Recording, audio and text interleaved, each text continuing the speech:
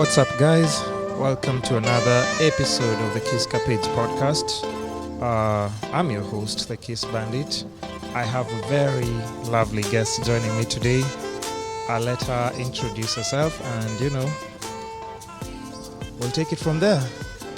So tell the people your name and what you do. Okay, so hello. I'm really happy to be here on this amazing podcast. Thank you. My name is Olivia Ambani and I'm a singer-songwriter. That's it. You I don't don't wanna want add. to add spice. Okay, or we'll talk. We'll talk get about. into that. We'll get into that. We'll get into Just that. short and sweet, and then we can expand. Let's do it. Yeah. Let's do it. So, how did you come across my podcast? Because you left some comments on my YouTube, on Instagram, and I was like, let me just find out what she's doing, and maybe she might end up on the podcast too. And that's what exactly happened. It is. So I discovered it because my sister, who's a Sylvia Jamtai, founder of Dino Jamtai, she had told me about your podcast.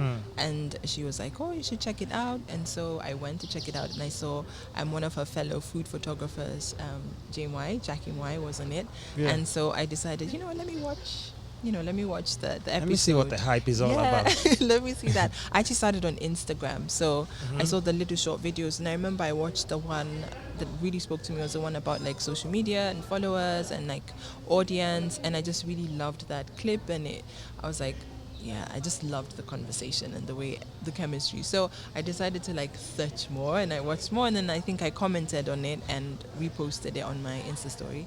And then you told me that you were also on YouTube, like you commented back. I was like, oh great. So when I found like it was like 1.5 hours, I was like, yes. This is good. Yeah, it's super long videos. Yeah, it's great. So then I went and kind of just watched it. I watched it, I think, in like 2 parts because I was like just taking it all in. I really like watching sometimes podcasts or like videos like that in parts.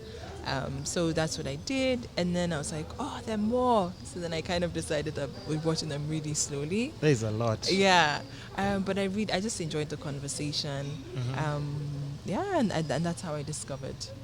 Because the thing is like even when I was starting doing it I think late last year, because I started late last year but one. Oh, okay. My aim was to have so much content so that when we get to December, I know that some people will be chilling in the house. They just don't want to go anywhere, and they need stuff to watch and connect to from different parts of Nairobi. Different people were coming in, different stories, and exactly that's what happened. Because December, a lot of people really started.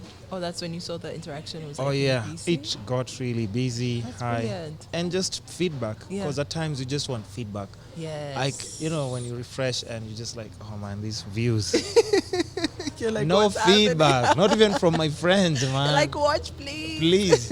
So, and I just realized, like, even midway, I just didn't want to pressure anyone. I just wanted people authentically to just come to there. So I appreciate, like, you just reaching out and everything, and look at this. Yes. Already doing it. And tell your sister she's supposed to be on the podcast. She's just telling people about my podcast, and she keeps running away. So we'll be patient. We'll be waiting for you. So anyway, let's get to what you do and just dig deep more into it. Yeah. I saw on a post where you said, because when I start talking to someone and they spark my interest, before I invite them, I just go through their gram and see a little bit of what they have here and there. Yes. So there's a post I saw, you say that you were doing music and then you took like a really long break. Who does that? So let's start with that. Like, you're doing music and then you took a break. Yeah, what happened? So I've taken like almost 2 breaks. So the first one was I'd been trying to like work on my music when I was at university and going to talent shows, writing my own stuff, going in studio. And I did that for a couple of years, and then I came back and I was trying again, still with music, and then I got to a point where I just kind of stopped. I just felt I wasn't getting where I wanted. In my mind at that point in time, I thought, okay, you know what, I need to get signed or I need to get discovered. That was kind of my focus, get discovered. In Kenya or? And stuff. Well, because I studied, I was lucky enough to study in UK for my university. So I had tried like shows there, talent shows, getting in studio, looking for ads. Sometimes like some people like advertise, like they're looking for singers. I tried that. So, and then it just kind of didn't pan out. And you'd think the opportunities in UK, They are there, but I think hindsight now, I realize that my journey was just supposed to be a bit different. All those things taught me something. Like, I grew as an artist. I think the thing I learned in that first space was just, do you really love this? And I did. So I continued singing. So I remember there was a time I had just finished an audition and I was scheduled to sing at, like, I think 2 of my friends' weddings. And I was crushed. But then I was like, but I need to still perform at the wedding. So whether You're crushed? What do you mean? I mean, I was crushed in terms of, like, I'd gone for this audition, I didn't get through. Like you're just not in the space. Yeah, just not in the space. And then you start to doubt yourself because sometimes you want validation from other people to be like, hey, you're good. I stopped. I stopped seeking that. Yeah, so I got to that point later on. But then at that point, I wasn't there. And then I went and I remember I performed at one of my friends' weddings. And I just loved it. And it really hit me that even though I hadn't gotten the validation I wanted, I started to discover what it means when I like what I do. And then that journey went on. But it didn't mean that I was continually encouraged. Like, there'd be times when I'd feel discouraged. So that was the first time I stopped. Again? Yeah. But we all go through it. So I know what you're talking about. No, it's fine. Yeah. Mm-hmm. So then I came back, tried again, and I think a lot of things just kind of weren't working out again. So it just kind of fizzled out, and I was like, get life What together. Are these things that didn't work out? We're not in a rush. We have time. Time is all we have. Time is all mm-hmm. I think once actually I was doing PGVs for a friend, and he had heard like some of my stuff because at the time I put some of my music on MySpace. I don't know how many people remember MySpace. So I had put like 1 or 2 of my songs on MySpace, and I remember his comment was like, "No, it's not popular enough. You need to change your style. It needs to be like, it's too old." That was the way he defined it, and I was like, "What?" And people never at times understand the effect of the things you say to, especially like your friends. You shouldn't.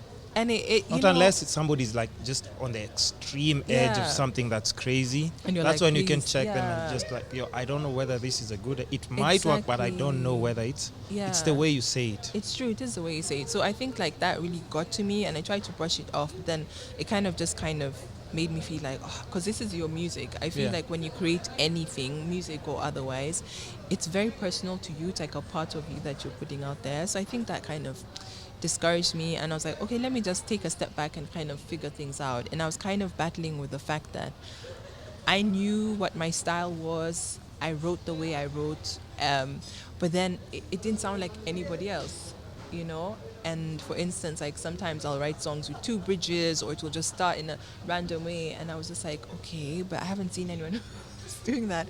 So I think actually when I took the break, it was me getting comfortable with myself. Yeah, getting to know yourself. Getting to know myself. And then I remember the pivotal moment for me, I had been like binge watching like Adele from UK, and she had done like this amazing Royal Albert Hall concert, and I was just like really low. And then it got to a point I was like, I can do that. I can perform. Like, what am I doing? Especially listening to Adele's music when you're sad. It hits home. It really does. It like triggers you even more. So I mean, it just really sparked me, and I thought, you know what, I've been trying for such a long time to get discovered, to get someone to see me, but in that moment I saw myself, and I had this question of what's the one thing I'd regret not doing in my life, and it was my music. So I said, you know what, let's just try it again. Like, this time we'll just take step by step, So I started by just trying to make music like part of my life. So I'd like jam with friends, like weekly. It's those little things, even if it's karaoke or something. Exactly. Those little things. It's like those steps, those make such a big difference. And through the jamming, I started to realize that I freestyle a lot. Like, I've always done it, but it was never like a conscious thing. So through freestyling, we'd write all these songs, and it was super easy. Like, effortless because you're just in the zone. Exactly. You're in the zone every time you're just around that energy. And so through that, I was like, okay, you know what? I actually think I want to work on an album. And so I started thinking about what I wanted to write. And I had lots and lots of songs that I'd actually just written and that were on my phone. So they were like maybe like 1 minute clips or 30-second clips. And so I kind of like rummaged through all of them and picked a few that I felt, okay, I like these ones and I want to finish these songs. And then I then started working with another friend. We were jamming as well, and we wrote a couple of songs. Some he doesn't even remember, so he's a pianist. There's even one song that I actually released last year that he swears he can't remember. No, he's like, no, it must have been with your other friend. I'm like, I can tell you the day. So I started doing that, and then I think that's when I now started to like take more steps to kind of get my music done. So I finished writing actually all the 14 songs that will be on my upcoming album. And then is it dropping this year? Yes. Okay. It's dropping this year. Don't say that. Do you want to? Okay, let me ask. Is it before you continue? So don't forget your chain of thought. I wrote beginning, mid, or end of the year. Mid. Okay, that's perfect. Don't say the date. Nope. So we can drop these actually when it's towards. Sure. Yeah, let's do it. Okay, So go on. So so then I was kind of just working on that. So picked the 14 songs, finished working on them, and then got them recorded acoustically. And then I looked for a producer because I felt like I just wanted to add more life or kind of create more of a sound with my stuff.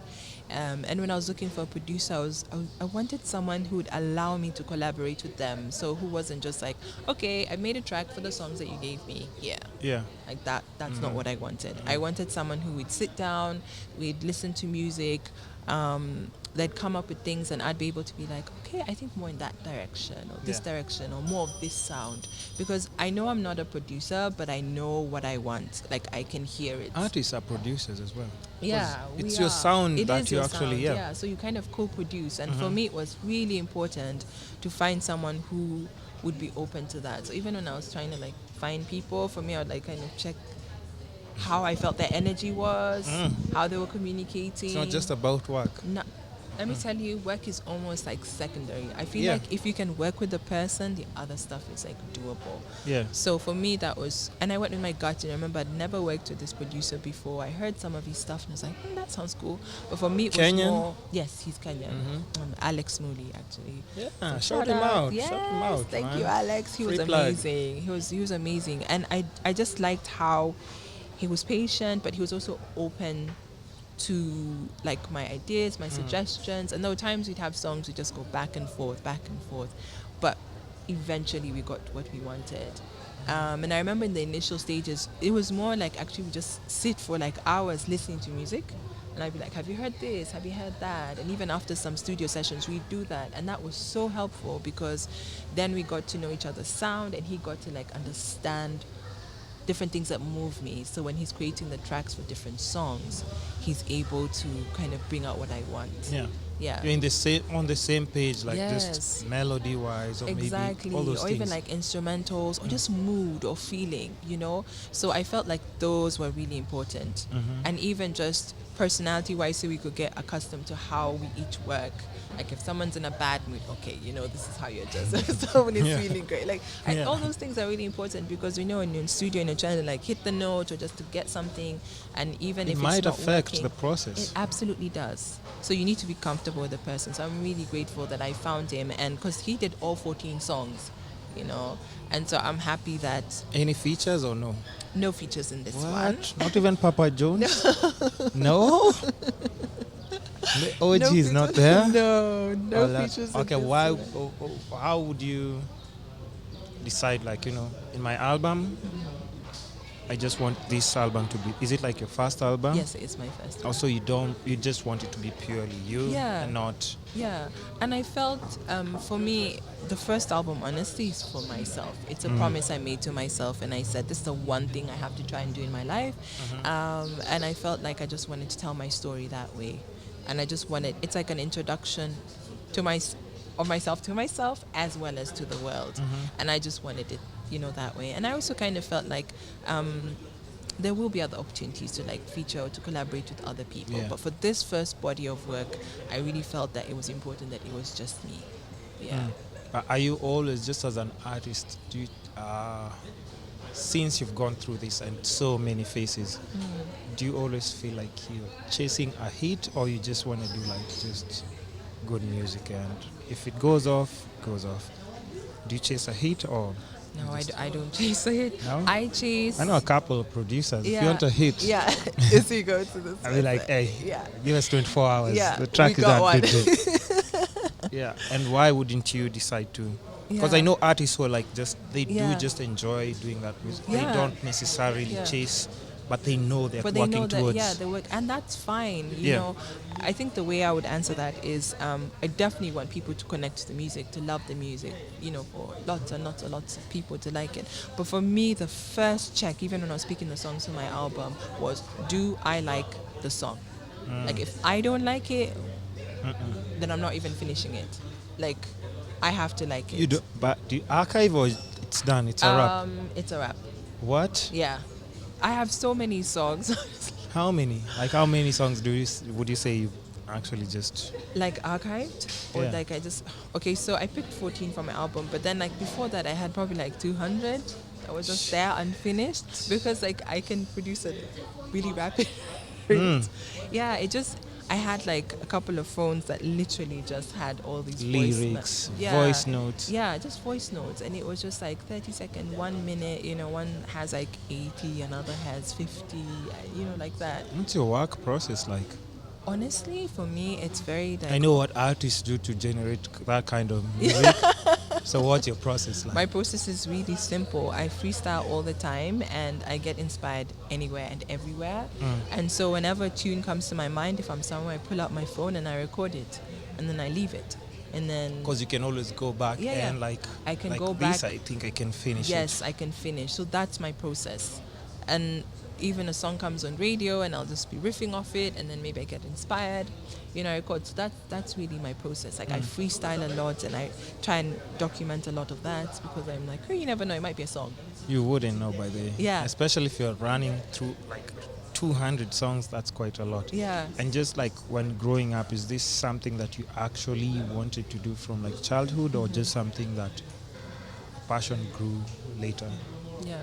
Which is which? I think I always did want to kind of do something with people music. keep texting me when I've clearly posted a video that I'm behind the scenes shooting.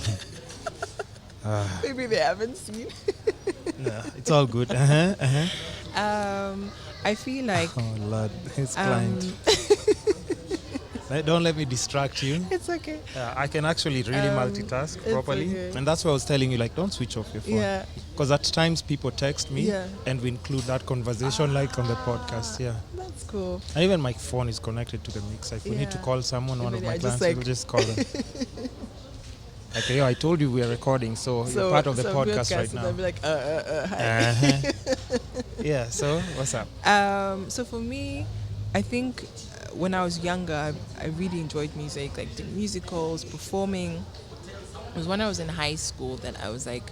Grew up in Kenya? Yes. Okay. And then now... in Kenya. So I only went away for like a few years for university. That was it. Yeah. Okay. That was it. But brought up from here. Okay. Yeah. So back to the childhood and just enjoying. Yeah. And I was really lucky and privileged to go to schools and churches that like music was a really strong part of what they did. So then I got to experience that just for fun, like not really thinking about it. Don't you miss childhood? Man.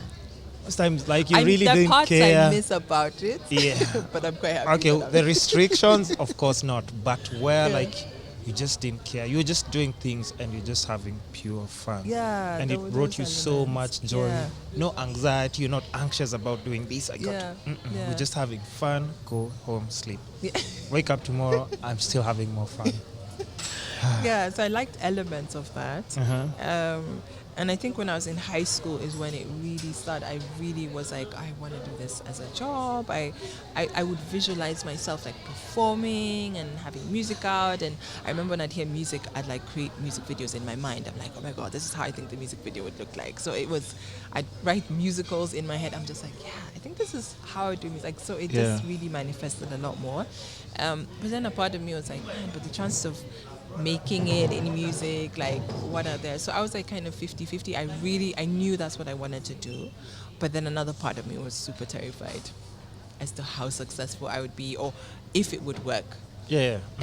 So I think with that I kind of decided, okay, yeah, it's something I want to do, but then also another thing that I'm quite interested in is media. So I was like, okay, you know what, I'll study that. That's what I think I can kind of You've studied that as well? So I studied communications and new media, which was kind of like web design, animation, a bit of film, graphics.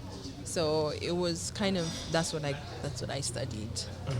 So that's what I ended up studying. But music never left. Like that was just super fun, kept on. Passionate about it. You just can't stay without. I think some dreams just refuse to die. They're like, we're here. So we pay attention or not, but we're here. Or you either work something around them, but you just make them part of you as well. I think like if you ignore them, there's a way that you could almost self-destruct because I feel dreams are part of who you are. You know, they can be a part of you. So I think I got to a point where I was like, look, I've always known, so I just need to face it and do it. And what do you have to lose, man? Just think about it. It's true. Do you want to be that old person and you're just saying like, I wish, because it's not even at times about like thinking about like the crazy fame and everything, but you don't want to be on your deathbed saying like, I wish I did this. I wish I did this. And that's why even like for me, just for the podcast, I really reach out to so many people. People don't have no idea. Because they keep asking like, how do you get your guests? But it's just something simple. Like I see interest in you, like just even reaching out, communicating or something. I immediately just find out what is this person doing. And most of the time people ask me like, why did you ask me to be in a podcast? Am I interesting? I'm like, it doesn't really matter. We're just having a conversation. And once they come here, they leave here so relieved and so happy. They're like, I'm glad I did this. That's awesome. I'm glad I did this. But yeah, it's just having those conversations, interacting and making sure you don't miss out on anything. Or just connections just because you are hesitant. And you have nothing to lose, though. I think that's the thing you realize. You'd rather say I tried than saying what if. And regretting. I think regret is such a massive.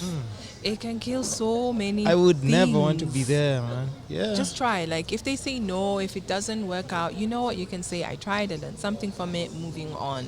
Say it was gonna rain. You see? Surprises. You can't catch me. So you were prepared. So now, how would you just describe like your style, or what made you lean towards the style of music that you do? So I feel like with my style, it's kind of a mix of influences of the people that I love to listen to, which is very many. So vocally, I was influenced a lot by Toni Braxton. She's amazing. She's brilliant. What happened to her, man? Brilliant. She's still there, though. She's not doing music, is she? She is. I think she released something, was it last year? If I'm not wrong, last year. It's just unfortunate at times because like she really had some nice. She's amazing. She's just, and her soul, like I can't explain. You could feel her music. If like you will know Toni anywhere. She's like that's Toni Braxton. Like you know. And I also loved like her tone of her voice, you know, so I really loved that because I'm an alto, so it was really nice to find another female with a similar tone of voice. At the time was also the time of Whitney and Mariah, so it was great to find another artist who was like a different range, you know. But then other artists, so vocally it was Toni Braxton and a bit of Tracy Chapman. On the other side, I love like John Mayer, John Legend, Emily Sunday. Emily Sunday. Emily Sunday, UK artist. Ah, okay. Then maybe that's is she mainstream or mainstream in UK? She's quite mainstream in UK. And few people do know her outside. Yeah. But because UK also has like kind of like their own music.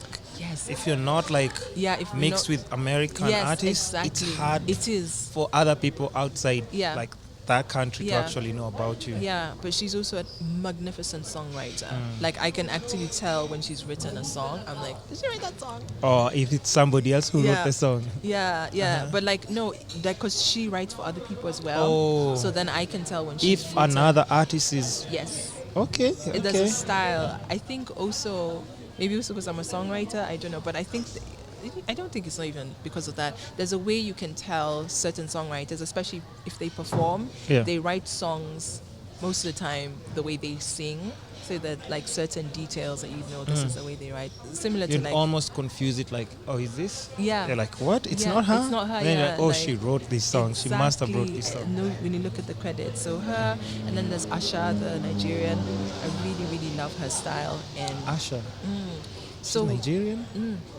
I thought you were saying Asha Raymond. No. Okay. But I do love what he does. Because he's also coming from that era of like really nice R&B. Yeah, and just even now as he's progressed into different styles, you always hear like a tinge, and I just love the way he's evolved as well. But Asha, the Nigerian, I love the way she's able to mix so many different sounds, but she's just herself. So I really loved her. Adele obviously I really love what Adele does. Just the emotion, I don't know, I feel like I'm really drawn to people who are songwriters, who are also singers. And there was Chrisette Michelle. And they mix genres. So that's something I feel with my music. It's kind of like not a specific genre, but if I had to pick, I'd say pop soul. Pop soul. Yeah, that's what I kind of define it as. But I feel like it's influenced by different genres. And that's kind of what I like. I'm like, I like music, so I'll create things that I connect with. How do you think it's perceived like that, your style of music, just in the country? Because people now are on the gengeton. Yeah. So what? How do you think people perceive? Do you think people understand your music, or you just don't care? No, I feel like the beauty, I feel like the Kenyan audience is brilliant. And I think as musicians, we're super lucky because Kenyans are really, I found that they're very open because they listen to everything. Like one person could listen to jazz, but will still love gengeton, or like Afro pop, or like classical. Like, I feel like that's kind of what people do, that's how they are. So as an artist, it's brilliant because I don't need to worry, I heard them listen to this, so they might not like my music. They're a person just like me, and I listen to all sorts of music. So that's the way I take my audience, and I felt that they've been super receptive to what I do, because I don't feel there's anyone who just listens to one style. I feel like even in a genre, you listen to different styles. So there are people who actually, we call them assholes. They just want that specific. I just listen to opera and that's it. That's fine. It's fine. If that's what works for them. Yeah. But I feel like being here, I've had, the audience has been amazing. I've had people connect to what I do, both when I'm performing live as well as when I released my 2 singles last year. So I feel like it's great. I feel generally Kenyans, we're open to new things. Like a while ago, we had like 1 or 2 coffee shops. Now like a new one comes up and we try it. Restaurants, the same thing. I feel that's why emPawa. But a lot of them are shutting down. Yes, some are, definitely. This whole thing of going with trends. I think you just have to find a way to be authentic and to connect to your audience. I think that's really important. And also to adapt and to evolve. That's really important as a business. And even I think that's why emPawa was successful in Kenya, because we like to find solutions. And we'll try. We're like, okay, let me try. If it works, safe. If it doesn't, quite an invention.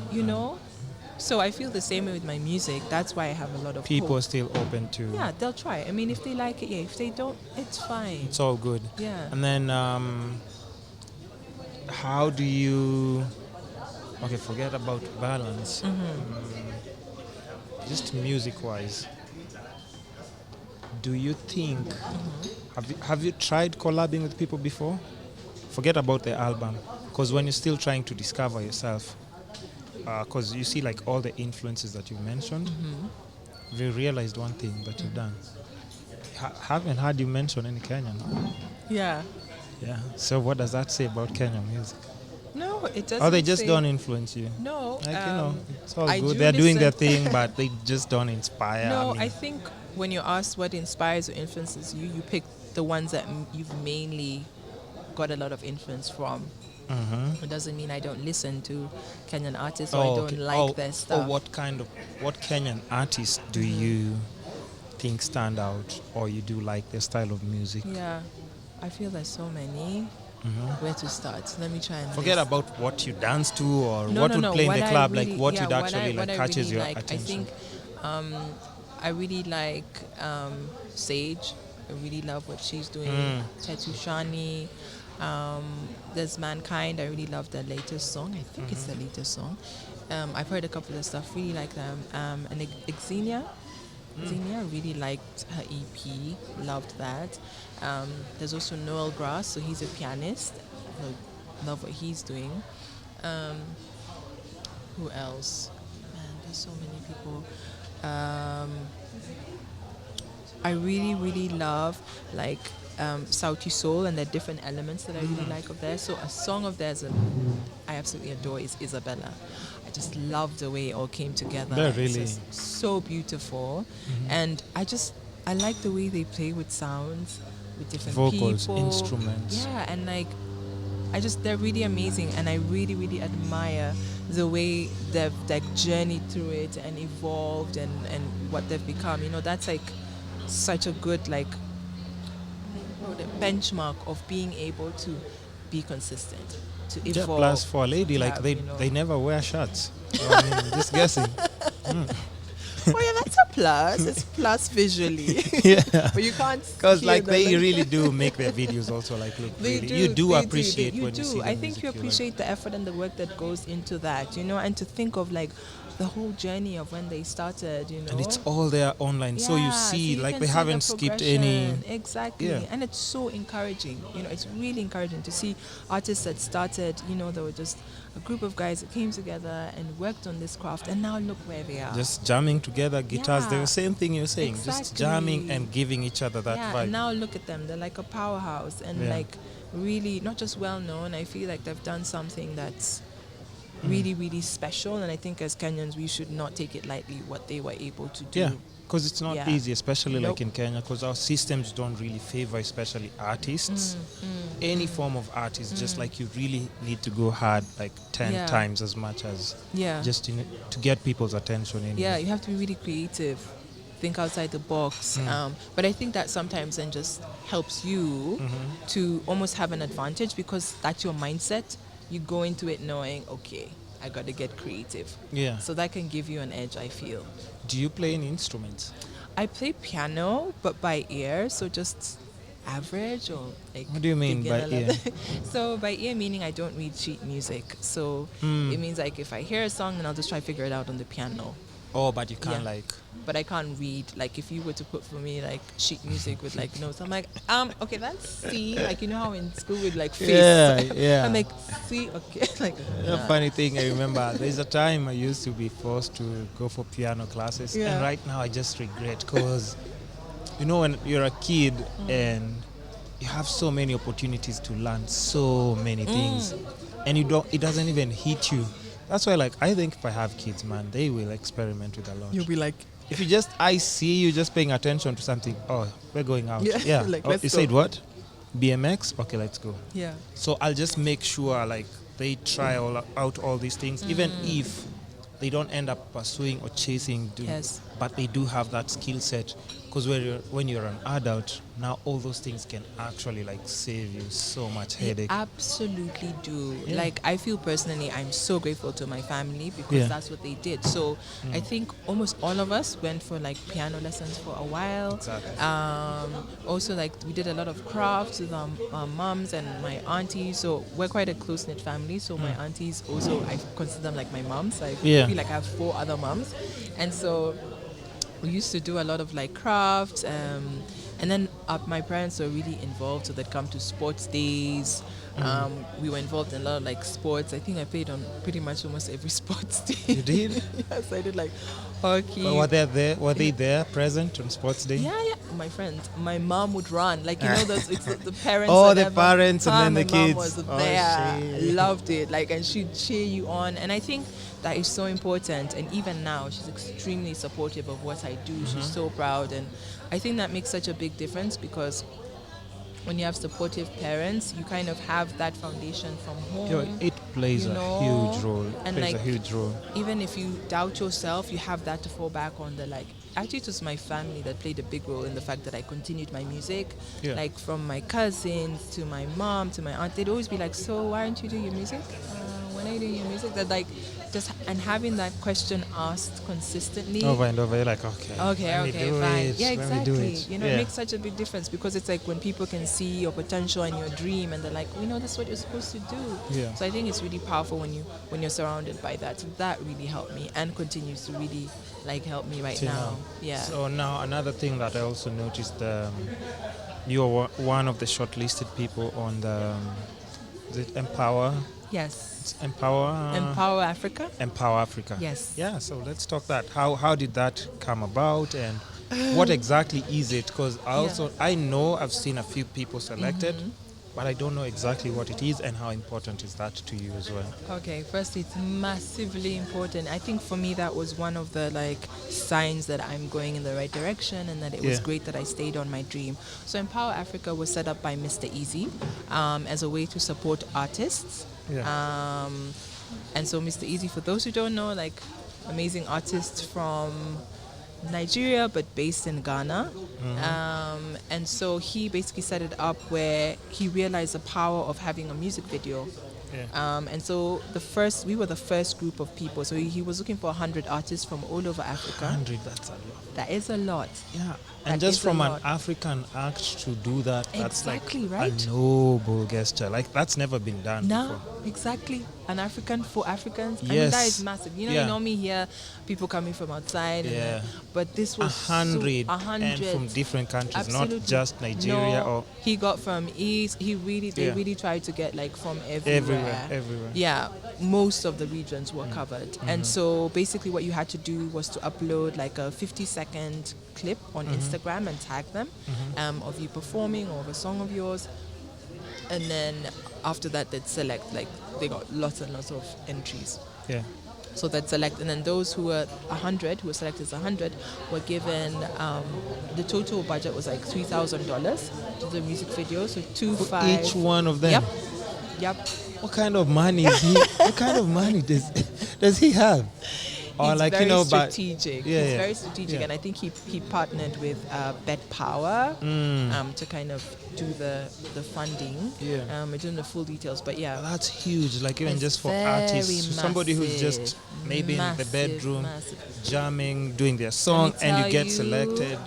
It was like, it changed the trajectory of my career. I'm 100% sure of that. So when you got the video, so like 2.5 was given to you to like do the video, and then 500 was kind of used to like market it and like do the online on the social media thing, like social YouTube, like the promotions and stuff. Yeah. But then also at the same time they were building their brand. So the brand came out not too long before now. Their brand, their studio or record label? So I think now it's kind of evolving to cover a few of those. But when it came out, it was just basically like supporting us, the artists, 100 that select, in terms of like giving us the money for the video and then distributing the video and the single. And so the video went up on their channel on YouTube, and then like the song as well that help you get it on iTunes, Spotify, like all the digital platforms. So that was, and then for some artists they also like kind of took them under their wing, and like there's even one guy from Ghana, I think it's Jiderobi. He actually ended up getting a label. Like, because of working with them, they helped him set up like a label. His own label. Yes. Because the actual aim of emPawa was not for us to depend on them, but to build us as artists to be able to have our own business. Like, be confident enough to be able to, you know, I know the ropes, I've done this, and this. Yeah. And if I need advice, I have these guys that I can always exactly ask. And so they also had, so there were 100 and then there were 10 people that were selected to go to South Africa for like master classes. So they kind of went more in depth of like PR, setting up a business, like all that. Yeah, that's so much money for I mean, you know, it's just mind-boggling because it's hard for Africans to invest in Africans, because we're just talking of a budget of, first of all, $300,000 for these people that you do not know and don't owe anything. No. You don't owe them anything. And after that, branch down and still, and even just paying attention, because if they selected 100, how many entries did they get? I mean, they had tons and tons of entries. So for me, that you have to respect and admire. It was massive. Like when I entered, I remember I was like, man, all over Africa. First of all, even if it's just within Kenya, I was like, I don't even know if I have a shot. But I entered. It was one of those things of just try. Yeah. Right? If you don't try, you won't know. Yeah. So I just tried and I entered, and I had seen who they'd already selected. Like I remember by that time, I think Tatushani had been selected, Wanja Wahoro, Karun. So I was like, man, these guys are big. Like I was like, you know, just enter. Let me just try. Just try. Yeah. I mean, whatever. You have nothing to lose. Try. Yeah. It's content. You might get a few followers. Yeah. Whatever. Jump in the wagon. Yeah. And then it happened. And I was absolutely blown away. I was totally not expecting it. It was one of those you hope, you wish, and then it happens. So you were doing your own song, and then they give you a budget for music video. Yes. And you market it with like you said, 2.5 music video, so, and then yes. 5 so market 5 it, push it online. So the marketing, I mean, obviously you should market yourself as well. Yeah. But the 500 they kept to kind of like help you. Oh, like they pay, did. Yeah, they pay did for it the for ads. You. Yeah. Yeah, because they were doing the ads. They know like, strategically how they can. Yes. So like I remember a couple of people discovered my music because they did like YouTube paid ads. So they did the promotion, and then they were quite strategic because obviously they say for Kenya they showed to a lot of the Kenyan audience. So then I got quite a lot of like new audiences or new people kind of discovering my music through that. Because when you sent me, because when I asked you like what kind of music, I think we're still talking on was it YouTube comments? It was in Instagram. Yeah. So I asked you, what kind of music do you do? Because I don't think I saw any clip like on your Instagram. Yeah. So I was like, what kind of music do you do? So you told me, I think you sent me a link. Yeah, then I sent you a link and like I messaged you the link. And then I was like, let me just see, because you know, Kenyans nowadays, you might want to support a brother or a sister, and then you open the video and then you're just like, yeah, I mean, I don't know what I'm supposed to say. It's good. That's the hurdle, like we. Yeah, and then if somebody is genuinely nice to you and they want feedback, you can't crush them. Like we said, you have to find a nice way to say and deliver. Yeah. So I saw it first of all because I do shoot content. I shoot videos for people, clients and stuff. So first I hear, because I do give it like 16. I do give it the 16. Is it 16 beats? You have 4 bars. 4 bars in a what? 4 bars in a. Oh, is it 4 bars in a? It's not 4 bars in a chorus. 4 bars in a what? Intro. At times. At times. Yeah. Right. Yeah. So I just give it those 16 seconds. I'm like, okay, it's not bad. Then I see the visuals. I'm like, okay, not bad. I hear the melody, and I'm like, okay, this is really good. Thank you. I was like, this is really good. And immediately, like, what did I tell you? Like, yo, we have to do a podcast. Yes, you did. Yeah, because like you can just see like, you can feel the music, not just by listen. You can see how you're singing, the melodies that are coming out. I was like, okay, this is actually really good music. Thank you. Yeah, that's really great. Good music. That means a lot that you can feel it. That's very important for me. And you should like keep dropping like. I will. Because if that's like your style, you didn't have to tailor make it to any different way to. No. That's your style. Yeah, that's my style, and that's what I loved about. So when I entered like emPawa, for instance, I actually entered with a freestyle, and I decided whatever I'm going to do, I'll be authentically myself. So I'll present myself because I'm like, you don't want to start one way and then now have to be like, actually, that wasn't me. This is actually who I am. I'm like, this is me. So if you accept it or not, that's cool. I presented who I was. So I also loved that I didn't have to be anything other than myself. And it was important for me personally to release a single or music that I love. So anything I create or finish, for me, I have to love it first, as I said. So, yeah. And I mean, I just hope you keep that same of momentum. Because just from that video, you could say like, like that's the only problem. Like even for me, I see at times with so many friends, and that's the problem of knowing a lot of people. Because you see someone's potential in something, and then you're just like, after 2-3 months, they're like, I just decided. I'm like, oh Lord, I'm supposed to support a new hobby. No, go back to the other one. So, but yeah, definitely you have something going on there. Thank you. Yeah, you have something going on there. Yeah. But I think it's just working on being consistent. And I think what I like is my journey has helped me to just be like, now going forward, I've learned a lot about myself, and also being able to allow myself to give up is important. I know it sounds strange, but being able to let go of something that means so much to me. So as I said earlier on, I stopped once and then I stopped again. Giving up on what? On music. Right? Okay, that's not advice I would take from you. No, just hear me out. Hear me out. Okay. So here's the thing. I felt like the second time when I stopped doing it, I had to kind of readjust what my priorities were or what I was focusing on. Yes, a dream is important. Yes, you should follow it through. Yes, you should be consistent. But I feel that you should also make sure that your life as a whole is also like holistic. Because I feel sometimes you could do a dream to the detriment of your own self. You're like giving everything up for it. So I got to a place where I was like, I am enough whether this dream succeeds or not, whether I continue with it or not.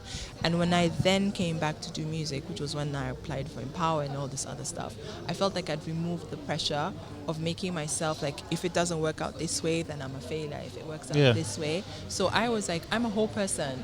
Yes, music is important to me. Yes, it matters. But I'm a whole person, and I have to look at the wholeness of me if this is even going to have a chance of working. So the reason I say why it's important to be comfortable with giving up, sometimes I feel you have to let things go to reevaluate what matters to you, and then sometimes they come back to you and you're like, the only things I'm letting go of are my exes. Everything else stays. So everyone has their own school of thought. For me personally, I found the power of letting go and just kind of being open. And I felt works. It gives you that. For me, when I feel like when I let go of something, it enabled me to be able to just check. Grab something to keep yourself warm. What's that? Hello. That's Mary. It's all good. So we're almost done. If you can grab something. So what were we saying? About letting go, and you're saying that you're only letting go. It's only the exes are being let go. But just in your music, like how do you now play like weddings? Because I'm guessing if you're not like super mainstream, it's not like you're booked every weekend, right? But how do you keep like just that live performance momentum going on? Perform at weddings, gigs. What do you do as a musician to keep that? I think the thing that I found is do you perform for your boyfriend? Hey, listen, we've got to do what we've got to do. So I actually I feel like I've gotten a lot of opportunities to perform. So I've done like sofa sounds, I've done acoustic lounge. It's like, so I do a lot of like intimate gigs. I've done quite a few of those. Engage, I've been able to perform there. Oh, like where people actually... Is that, have you mentioned the one that's at K1? Is that what you're saying? No. Engage is the one that's held at like Braeburn Theatre. Oh, and no, so not the Engage one. Yeah, so there's like speakers as well as artists that perform. Yeah, so I've performed at that. But the thing that I found actually is like there's space for us everywhere. I personally feel that. It doesn't mean that if you don't sound like in a specific way that you won't find space. I think the most important thing I found is ask or present yourself, or at least make yourself visible, and then see. I don't expect people people might think like you just don't want to perform, so why are we calling her? Exactly. That's not what she does, but it's just because you haven't put yourself. So that's what I'm kind of working on. Like I'll do open mic nights, and and I found like when I go and I get one gig, it opens doors to another gig and another gig. For weddings, I like to be really specific, so I like to do one song. I won't do like band time. I'll do like when you're either walking down the aisle or you're doing like signing of the registry. Okay, you're just not doing those covers from morning till evening. No, I prefer not to do that. But if that's what you want to do, makes you happy, that's fine. Because it's all about, has a different way as an artist, it really has to be have a connection with you. It's what you're comfortable with. If that works for you, then that's what you should do. I feel like set your own story. Don't let other people define what you're supposed to do. I think that's really important. Okay, then now, because I have to balance this conversation out, with everything. I threw boyfriend there because I have to ask, like, are you in a relationship? Because, like, most artists, depending on the kind of relationship they're in, some, if they're heartbroken, like, especially like the soulful singers, they do amazing music. Amazing. Like, who was it? And people kept on laughing at her. Every time she's in a relationship, like, that album is going to flop. And immediately after she breaks up with someone, Keisha Cole. Oh, really? Keisha, think about her hits. And she actually admitted, she just said that, that's the only space that I can write that kind of music, and that's what people like about it. It became so bad that when she does happy music, nobody wants to listen to that shit. Wow. Yeah.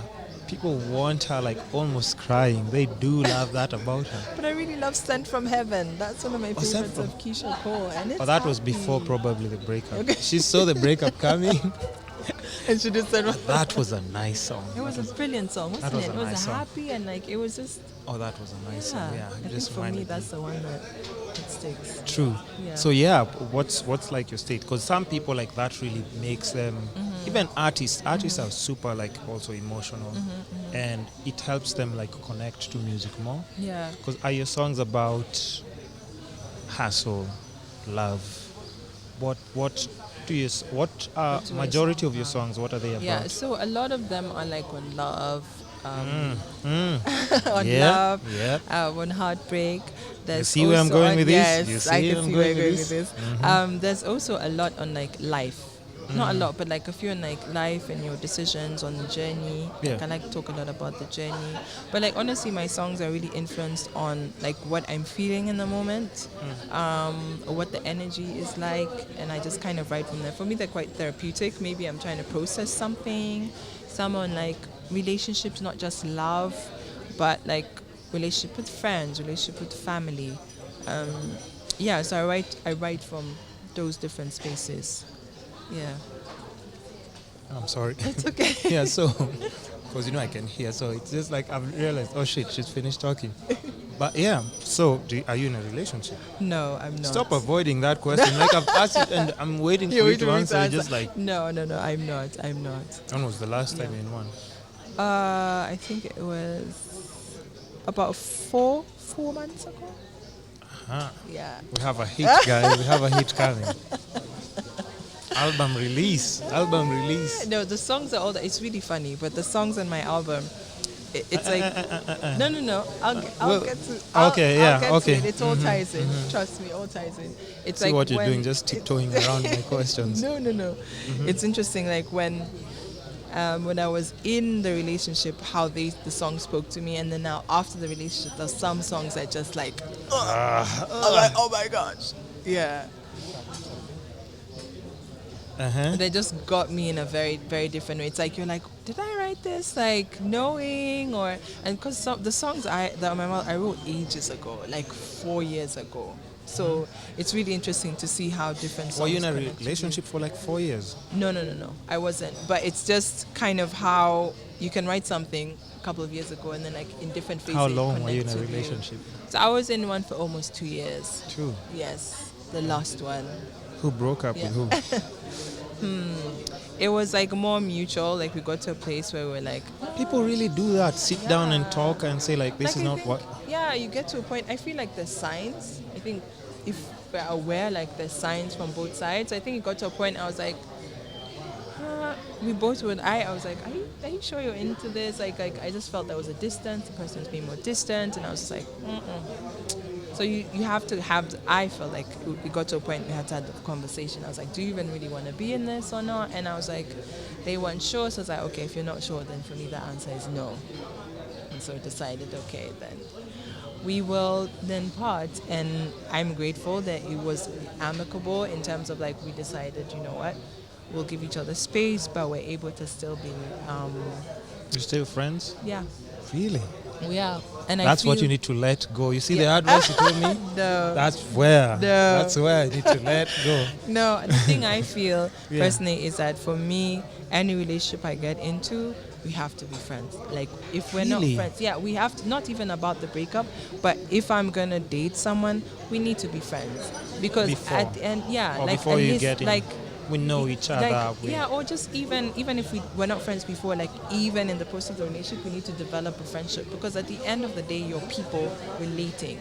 You know, it's not just about how attractive I am to you, or like all the different things. For me, friendship is really, really, really important, because I feel when you're upset with someone, like, I feel like the way you're with your friends, you're more patient with your friend if they like mess up. Yeah, because you're like, okay, you're friends. So for me, I'm like, if I'm more connected to someone who's my friend than I am the person I'm dating, I'm like, why am I with you? Like, that's just how I am. Like, that's my fundamental. Let's be friends, even in the process, because I feel even to the thick or the good, it'll be way sweeter if we're friends. And I feel like that's why even now at the breakup, we're like, but I know you. You're a person. Like, I felt that it wasn't nice. Yeah. Because no one likes breaking up. But you just got bored of each other, or what happens? Because I mean, it would be important also. Just, I would like to know.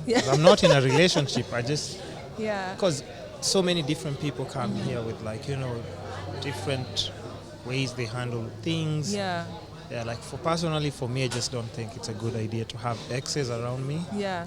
Because if I'm seeing somebody else, and you find me like with a homie who's my friend chilling at home, I mean, how are you supposed to take it? Or it's just gonna complicate things and everything. I think the thing is, though, to just be really clear on your boundaries with whoever you're with at the time. You're my ex, but don't touch me. Yeah. I mean, you just really you have to be clear on what you want. Like, now, if you're friends, you're friends. Like, if you're just friends, we're not in a relationship. But friends can go out, do karaoke, have shots of tequila and everything. It's true. Yeah, let's not just pretend like, but I think the thing is, everybody has a way that they're gonna like define it. If you don't want to be friends with your exes, that's fine. Like, that's a decision you make. And then also, like, friendship comes in different like variations. For some people, you can say we're friends, but that doesn't mean we're gonna hang out all the time, or we're gonna do stuff. It just might mean that we're really amicable. If you want to discuss certain things, we will. We might hang out. So I feel that's the way I define like the different levels of friendships. So for me, with my ex currently, it's just like, I know that we connect, but I'm not going to necessarily be always hanging out with you or like always talking to you. I just feel like there's a good vibe. That's it. Yeah. Just have pillow fights once in a while, and that's it. So, but if you're dating someone, like, what are just like the qualities you look for in a guy? I feel I really want somebody who loves who they are, who's passionate about something, or is like working towards something. And someone who's self-aware, but then also is loving to other people, not just me, but the people around them. Because it's easy to be loving to someone who you're trying to impress, or because you have to actually you're trying to like win them over. But I feel like how they are to other people really shows you how they really are. So for me, that's really important. And I think someone who's just open to learning and evolving. I think that's really important, because then that means even when things are difficult, like, they'll be like, okay, let's see how we can work it out. But would you prefer somebody who's like in the same field as you, so that you can jump together? Because like you're saying, friendship is important to you. You can jump together, like just share those moments. Or would you prefer somebody just in a completely different field, so that you can always like unwind and hear something different every time like you meet them? I don't necessarily have a preference, but I actually almost would prefer someone who's not necessarily in my field, someone in something different, because I feel then I can learn something new. We can explore like different sides. Like, I can learn something from what they're doing, and vice versa. So I wouldn't necessarily look for someone who's like a musician. No. Wow. Musicians. It's not a no, but like but not it's necessarily, not a must. but that's not what you're chasing. No, but I think the thing I've learned is just to be open, and people who are meant for you, I feel, will be drawn to you, and at times you just know when you have a connection with someone, regardless, you'll just know, like, this person. Exactly. So I think you need to just trust your gut and follow that. Nice. Yeah. So I think we've touched on a lot, quite a lot, and like anybody who's listening, definitely they will understand just musical journey. It's just not something that just wake up. Okay, nowadays there's some people who just wake up and I'm an artist. And drop something, but it's just like a process. What do you think has been like the hardest part of you just in your musical journey? I think for me, it's just been learning how to believe in myself consistently, and trying not to look at like different indicators that say this is how you're successful. So for instance, like saying, okay, my video doesn't have this many views, or I'm not yet booked for this festival or whatever. I've just really had to learn to be like, it's fine that hasn't happened. You still need to realize that you're valuable, you are enough, you need to continue. So I think that has been the hardest part, because sometimes I'll like waver and have to keep on reminding myself, like, when you accept yourself, that is the most powerful thing. So and people see that energy. Exactly. People start seeing really that energy do. and start gravitating they really towards do, it. and that's the thing that I've really learned. I think that's one of the biggest lessons I've learned through my music, is the power of accepting who you are and realizing you are enough, and then operating from that point. And then when you do that, let me tell you, magic happens. It's just like the universe, God is supporting you, and then it's like people are just drawn to you. You don't even understand how, but I think it's like when you pay attention to yourself, then the world pays attention to you. No, that's true. That's very well said. Yeah. And so what next? Apart from, okay, of course we're looking forward to the album launch, right? Yes. Any details that you want to disclose about the album? Because we'll drop this during that duration, like when you're just about to drop, you'll just let me know. I will. I think what I can share about it is it's 14. And before you go, you have to drop the album if we're talking about it, right? Yes. Okay. Yes. Okay. There's no two ways. This is the year. It's done. It's ready. I think the thing I had to get comfortable with is I knew the album would tell me when it's ready. I know that sounds random, but I really feel now is the time. And different things have aligned, and I feel like now is the time for it. So I think the thing to kind of look forward to is just connecting with a different sound that I am going to be kind of bringing out. Different sound, not in terms of it's not something that you haven't heard before, but just like a new artist, me. And then I guess it's just songs that are really special to me, that tell a story for me. And I've actually found the whole process very healing. I feel the person who I was when I started doing the album and to the person I am now is just completely different. Yeah, I think just evolved to be more accepting of myself, more loving of myself, and just I feel happy. Yeah. That fulfillment means a lot. It means everything. Yeah. It means everything. I mean, it's just, I feel like I find joy in so many things. Just singing to someone else's song, being at a concert, drinking an amazing drink. Like, I think I find so much joy in life. And so I'm really excited now to kind of share that music with that energy, and even just to perform, like to just perform the songs as well. So I'm really excited, like to just share that. And for me, like personally saying I've kept my promise to myself. I think that is one of the best things I've done in my life, is to commit to something. And even though I've wanted to give up and done it, like I'm at the point where I'm about to fulfill something I made a promise to myself to do. And that for me is like priceless. Okay, there's one last question that I normally ask people before they leave the podcast. And that's, what's the one thing right now that you think you're chasing? And if like you got it, it would give your life better meaning, direction, fulfillment. Yeah, what's that one thing right now that you think you're in pursuit of? One thing, there's so many, but let me pick one. I think right now that the place I'm in is focusing on manifesting my music to make income and a bigger audience. Because I believe in what I do and I know that it is possible. So right now I really feel like I want to get into the space where my music pays for itself. Where I have a bigger audience, or just the audience that I have I can connect to more. I think that for me is where I'm focusing, and I know that can open up a lot of things. I know it will. I know it will happen. So you have to believe it for it to happen. Absolutely. Absolutely. You just won't believe it, and then somebody comes like, "Hey, I think I've heard your music. Do you think we can invest in you?" But we're not even seeing like. You have to put yourself out there, believe it, and it will definitely. Yeah, for me, a really important thing for me is about like your mindset. And about being in the space. I've seen over the last few years when I put my mind to something, and then being important about what I say about that thing. Like I feel you can speak into being a lot of things. You can, what you're saying to yourself, those stories you have in your mind, they manifest. So now I'm really aware of that, and whenever I talk about something, I try to be aware of like, am I supporting what I want to happen by the words I'm speaking, by the way I'm thinking? Because a lot of times it's not other people stopping us, we're stopping us. No, it's actually, man, we are our own worst enemies though. You know? It's like an opportunity will come in like, but I can't. Like, I don't think I qualify. There'll be too many people who try. I don't think I can. Listed, and then your brain goes, oh, so I guess you don't want it. And then you self-sabotage. So I think for me, the most important thing going forward is always being self-aware and being like, what are you thinking? What are you saying? Because you are going to manifest that. I feel we attract what we are. So it's really important. I'm like, if certain situations in my life, I look at myself, I'm like, okay, what are you attracting? How can we shift this so that you are in a different energy space, so that you get what it is that you want? So for me, that's really, really important. And that's why I really do believe the things I'm saying will happen in the time that they're supposed to happen, and it will be brilliant.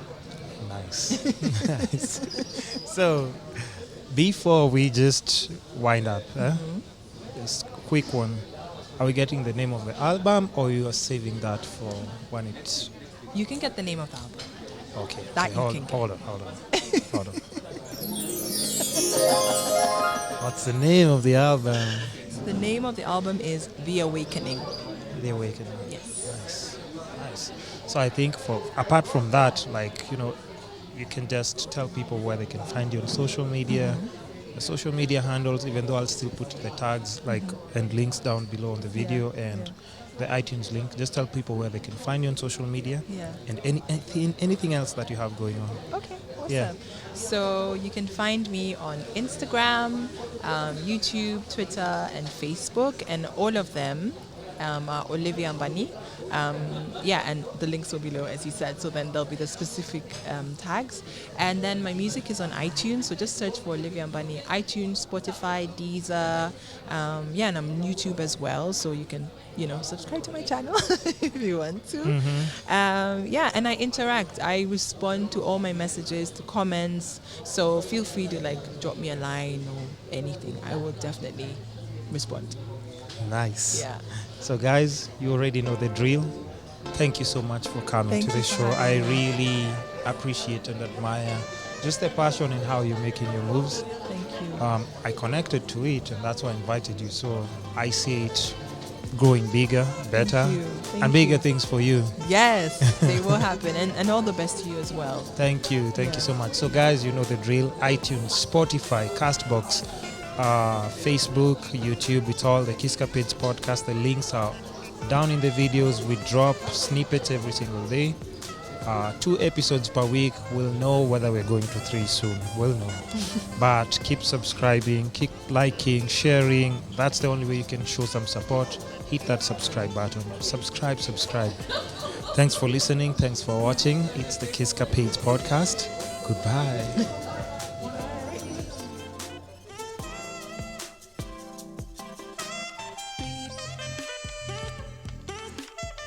Do you know who made this intro for me? Junior Nyong'o. Oh, wow. Yeah. I didn't know I know he plays saxophone, but I didn't know that he did this. Amazing.